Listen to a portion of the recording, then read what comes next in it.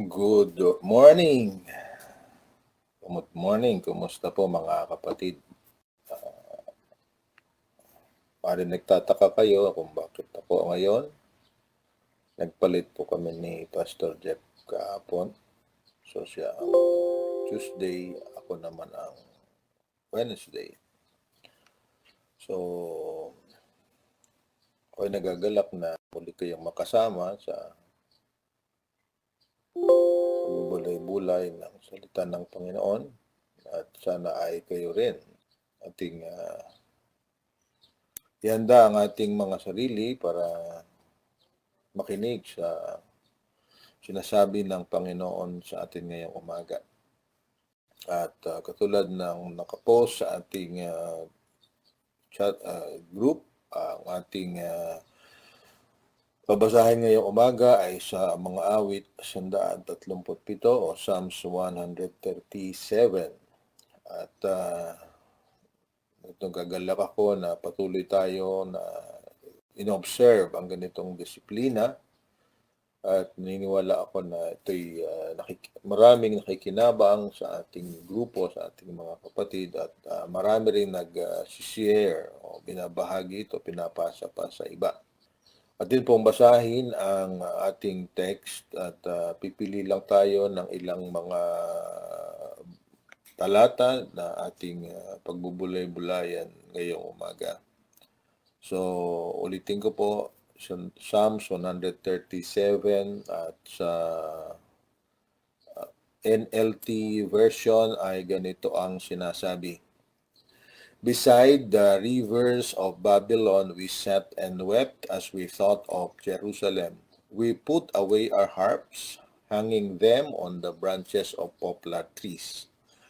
For our captors demanded a song from us. Our tormentors insisted on a joyful hymn. Sing as one of those songs of Jerusalem. But how can we sing the songs of the Lord while in a pagan land? If I forget you, O Jerusalem, let my right hand forget how to play the harp. May my tongue stick to the roof of my mouth if I fail to remember you, if I don't make Jerusalem my greatest joy. O Lord, remember what the Edomites did on the day of the armies of Babylon captured Jerusalem. Destroy it, they yelled. Level it to the ground. O Babylon, you will be destroyed. Happy is the one who pays you back for what you have done to us. Happy is the one who takes your babies and smashes them against the rocks. Manalangin po tayo, God and Heavenly Father. Salamat po sa iyong mga salita na nabasa namin sa 137 kapitulo ng Aklat ng Mga Awit. Panginoon, isang panalangin na nagsasabi ng mga kahilingan para sa kapahamakan ng mga kaaway ng Israel, Panginoon. Naway magsalita ito para sa aming kalagayan sa panahon na ito. Ito po ang aming dalangin sa pangalan ni Jesus. Amen. So, sa wikang Tagalog, yan po ang ating pipiliin at pinili ko lamang yung verse 1 at yung verse 7 to 9. Ito po yung sentro ng talagang sentro nitong kabanata na ito ng mga awit. Sa wikang Tagalog, ganito ang sinasabi, sa pangpang ng mga ilog nitong bansang Babylonia, kami nakaupong tumatangis sa tuwing Sion, aming naalaala. At sa verse 7 to 9, ay ganito naman, Yahweh, sana'y gunitain, ginawa ng Edomita ng ang bayang Jerusalem ay malupig at makuha. Sumisigaw silang lahat na ang wikang binabadya, iguho na ng lubusan, sa lupa ay ibagsak na.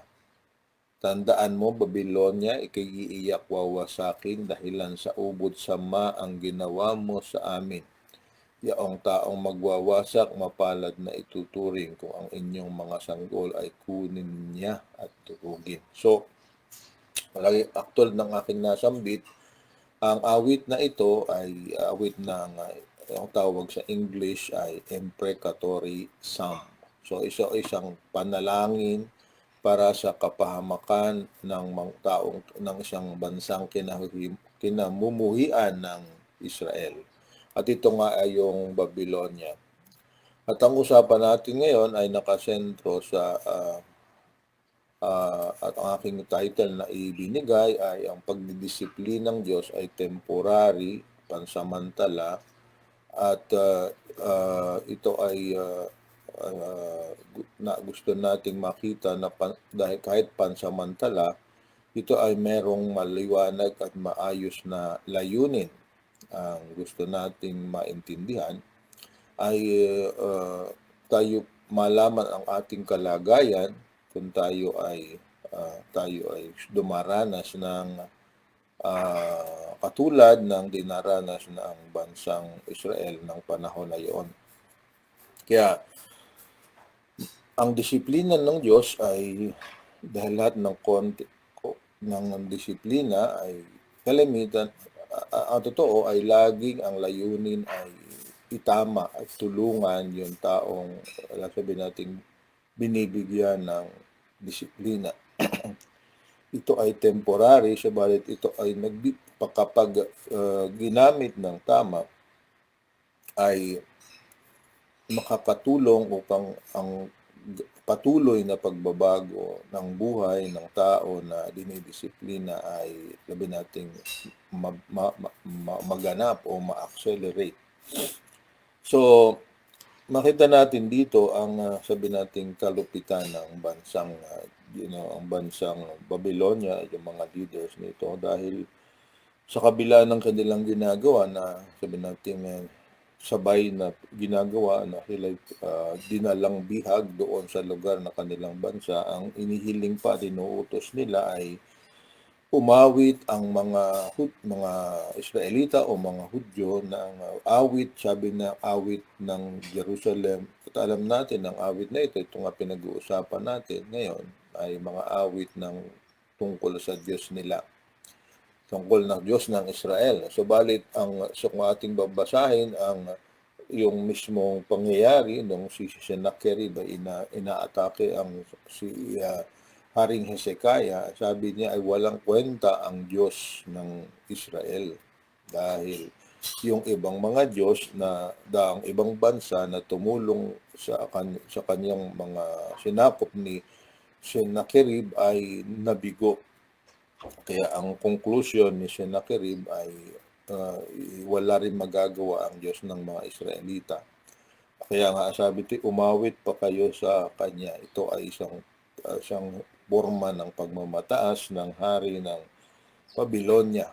At alam natin na kung tutuloy natin ang kasaysayan nila, ang tagumpay at sabi natin papaparusa ng Babylonia sa mga Israelita ay temporary. At si Sennacherib ay eventually ay pinatay ng kanyang mismong mga anak, at pagkatapos ay dumating naman yung ipinahayag ni Daniel sa kanyang sa panaginip ni Nebuchadnezzar na babagsak ang bansang Babylonia. Ito nga yung panalangin dito sa last part, sabi sa tandaan mo Babylonia, sa verse 8, ikaw ay wawasakin. At ito ay nangyari nang dumating ang hukbok ng Medo-Persians na pinangungunahan ni Haring Darius. Ito ay nangyari at forever ay nawala sa kasi kapangyarihan ang mga Babylonians, at kung anong ginawa nila sa bansang Israel, yun din ang nangyari sa kanila. So sa buhay natin ay isang bagay ang ating ma-realize. Ang disiplina ng Diyos hindi lamang temporary, ito ay nakakatulong para talaga makaibalik tayo sa tamang kaisipan. Kung ating babalikan yung verse 1, sabi ay inalala nila, at sa kanilang pag-alala kung ano nangyari sa kanila, ito ng dahilan para sila ay patuloy na magbago. At kung ating pusundan ng kasaysayan ng bansang Israel, pagkatapos nga sila ay masakop ng mga Persians, katulong bansang Iran sa kasalukuyan, isang God raised up a king, ang pangalan ay Cyrus, at doon ay nagsimulang bumalik ang mga Israelita sa kanilang bansa.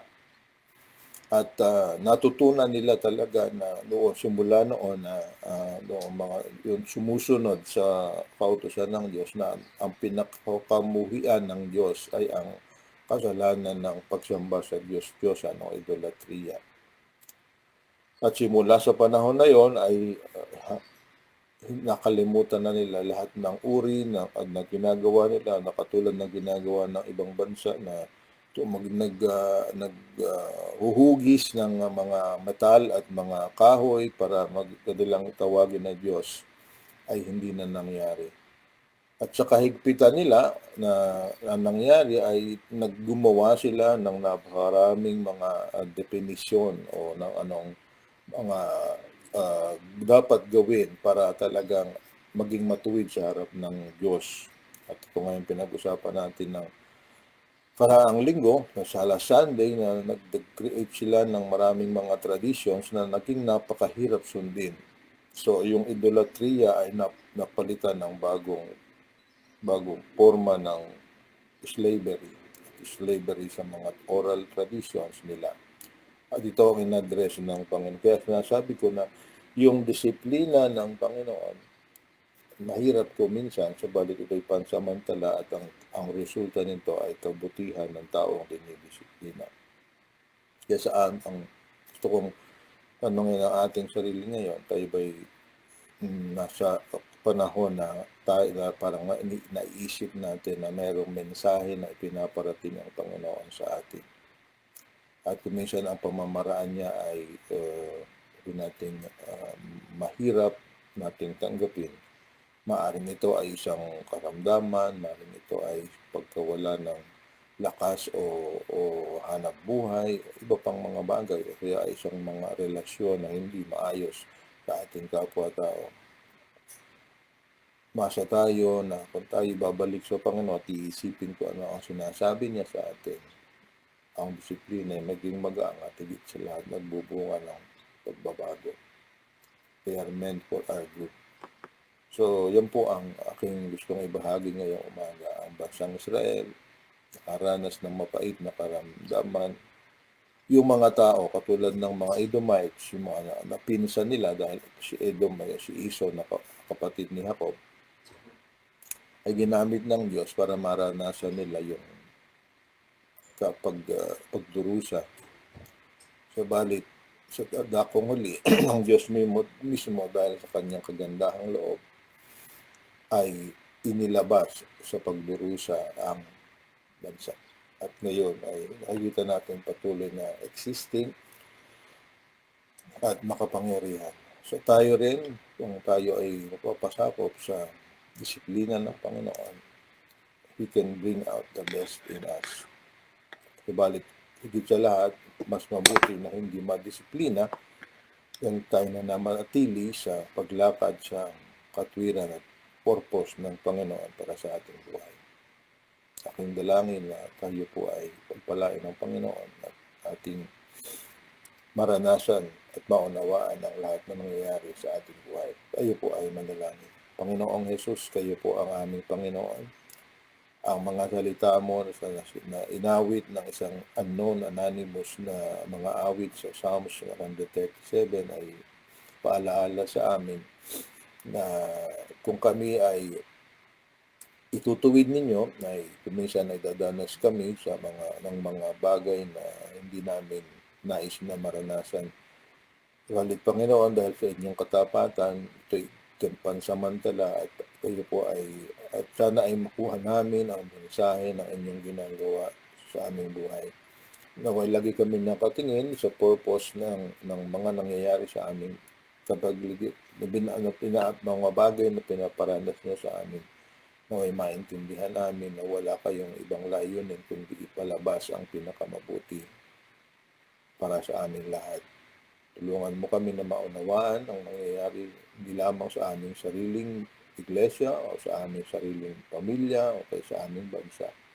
Na may makita namin na meron kang ginagawa para ituwid ang lahat at higit sa lahat para ang pinakamabuti at layunin mo ang siyang matupad. Salamat po at aking dinadalangin ang lahat ng aming mga kapatid na nakasama ngayon.